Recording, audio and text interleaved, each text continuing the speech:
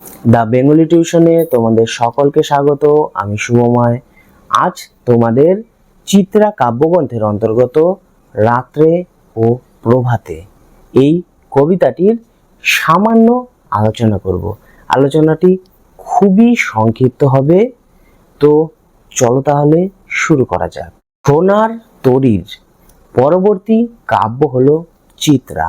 এই চিত্রা কাব্যগ্রন্থে রবীন্দ্রনাথ তার জীবন দেবতাকে খুঁজে পেয়েছিলেন, তাই তিনি এ কাব্যে মানে চিত্রা কাব্যে বলেছিলেন, জগতের মাঝে কত বিচিত্রতম তুমি হে, তুমি বিচিত্র রূপিণী। আমরা দেখতে পাই চিত্রা কাব্যগ্রন্থের মোট কবিতা সংখ্যা হলো 36টি। এই 36টি কবিতার মধ্যে 20টি কবিতাকে পরবর্তীকালে রবীন্দ্রনাথ সঞ্চয়িতায় স্থান দিয়েছিলেন। আমরা দেখতে পাই এই চিত্রা কাব্যগ্রন্থের যে 36টি কবিতা রয়েছে, এর মধ্যে 22টি কবিতা কবি রবীন্দ্রনাথ ইংরেজিতে অনুবাদ করেছিলেন, আর এই কাব্যগ্রন্থটি কবি রবীন্দ্রনাথ কাউকে উৎসর্গ করে যাননি। চিত্রা কাব্যের কবিতাগুলিতে ধরা পড়েছে সৌন্দর্য সম্পর্কে কবির ভাবনা, কবির জীবন দেবতার বিকাশ, কবির মানব চিন্তার বিকাশ, এছাড়াও মৃত্যু সম্পর্কে ধারণা, প্রকৃতি সম্পর্কে ধারণা প্রভৃতি। আসলে কবি চিত্রায় এসে পথের শেষ সন্ধান পেয়েছিলেন। এই কাব্যগ্রন্থে নিসর্গের সঙ্গে একাত্মবোধকে আমরা এক হতে দেখতে পাই। যে দ্বিধা, যে সংশয়, যে অনিশ্চয়তা সোনার তরী কাব্যগ্রন্থে ছিল, তা এখানে আমরা লক্ষ্য করতে পারি না। একটা সহজ সুখ, একটা সহজ আনন্দ, পরম ধৈর্য ও নিশ্চয়তা চিত্রার কবিতাগুলিতে আশ্রয় করে রয়েছে। চিত্রার সমস্ত কাব্য জীবন জুড়ে রবীন্দ্রনাথ নিসর্গের সঙ্গে একাত্মতা জাত প্রেম ও সৌন্দর্য সুধা আকণ্ঠ ভরে পান করেছেন। আসলে আমরা বলতে পারি কবি মানস এখানে সার্থকতা লাভ করেছে সম্পূর্ণভাবে। এ কাব্যের প্রকাশিত কবিতাগুলোকে বিষয় অনুসারে আমরা 4 ভাগে ভাগ করতে পারি। সেই ভাগগুলি হলো সৌন্দর্য সম্বন্ধে কবির ধারণা বিষয়ক কবিতা, জীবন দেবতা ভাব বিষয়ক কবিতা, পারিবারিক ও সামাজিক ভাবনা বিষয়ক কবিতা, মৃত্যু সম্বন্ধীয় চিন্তা বিষয়ক কবিতা। রাত্রে ও প্রভাতে যে কবিতাটি রয়েছে চিত্রা কাব্যগ্রন্থে, সেটিতে রবীন্দ্রনাথ দেখিয়েছেন নারীর প্রেমের সঙ্গে কল্যাণ মিশ্রিত আছে। তিনি মূলত এই কবিতায় দেখিয়েছেন প্রণয়িনীর মধ্যে জগদ্ধাত্রী রূপে জননী বিরাজ করেছে। এই প্রণয়িনী ও জগদ্ধাত্রী একই দেহে যে রূপ নিয়ে রয়েছে, এই ভাব কবি রবীন্দ্রনাথের রাতে ও প্রভাতে এই কবিতায় ব্যক্ত হয়েছে।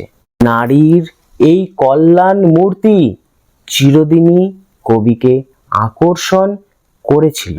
নারী যেমন ভোগের সামগ্রী, রূপ যৌবনের ইন্ধনে সারা বিশ্বে কামনার অগ্নি প্রজ্বলনকারী মহাশক্তি, সেই নারী ঠিক সেই রকম নারী সারা বিশ্বের কল্যাণময়ী রূপেও অবতীর্ণ হতে দেখা যায়। অর্থাৎ সারা বিশ্বের চির কল্যাণেরও প্রশ্রবণ এই নারী। সেবায়, শুভ কামনায়, মঙ্গল চিন্তায়, তার স্নেহ ধারায় সে নিজেকে স্বর্গের দেবী রূপে আমাদের সামনে প্রতিষ্ঠিত করে থাকে। আর সেই নারী হলো মানুষের শ্রদ্ধার পরম পাত্রী, মানবের পূজার শ্রেষ্ঠ অর্ঘ্য পাবার তিনি যোগ্য। রাত্রে নারীর প্রেয়সী মূর্তি ও প্রভাতে মঙ্গলময়ী দেবীর মূর্তি কবির তুলিতে খুব সুন্দরভাবে এই কবিতায় ফুটে উঠেছে। এই কবিতায় কবির প্রাণের অসীম শ্রদ্ধা ও পুষ্পাঞ্জলি ধরা পড়েছে খুব সুন্দরভাবে।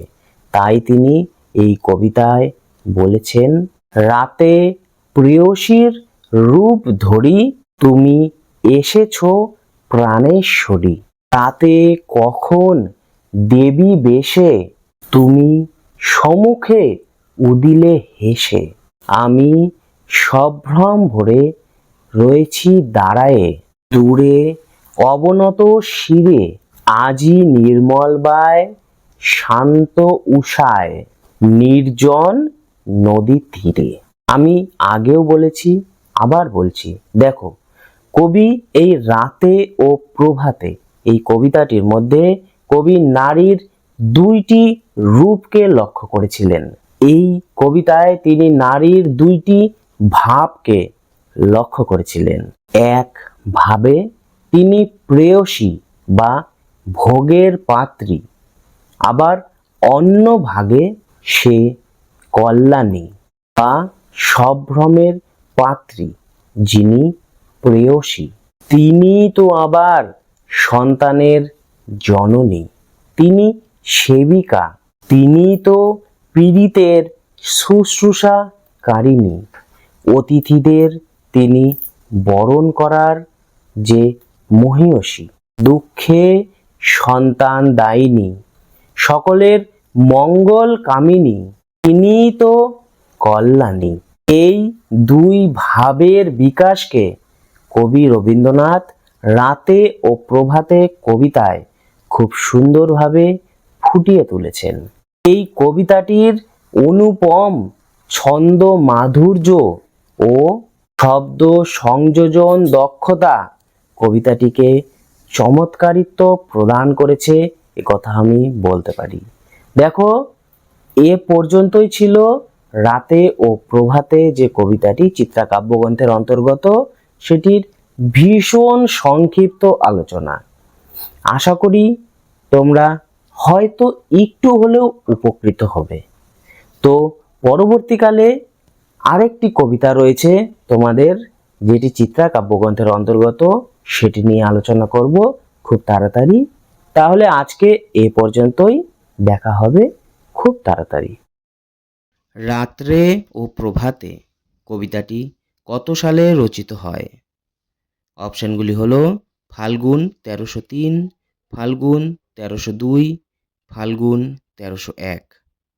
সঠিক উত্তর ফাল্গুন 1301।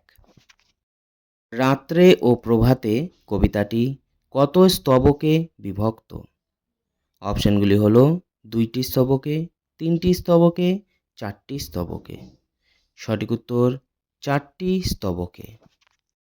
রাত্রে ও প্রভাতে কবিতার প্রথম ছত্র লেখো। অপশনগুলি হলো তুমি চেয়ে মোর আঁখি পরে, কালী মধু যামিনীতে জ্যোৎস্না নিশীথে, হেসে করিয়াছ পান চুম্বন ভরা। সঠিক উত্তর কালী মধু যামিনীতে জ্যোৎস্না নিশীথে। রাত্রে ও প্রভাতে কবির কবিতার শেষ ছত্র লেখো। অপশনগুলি হলো আজি নির্মল বায় শান্ত উষায়, আমি খুলে ফেলেছিনু টানি নির্জন নদী তীরে। সঠিক উত্তর নির্জন নদী তীরে। ড্যাশ অবসানে শুভ্র বসনা।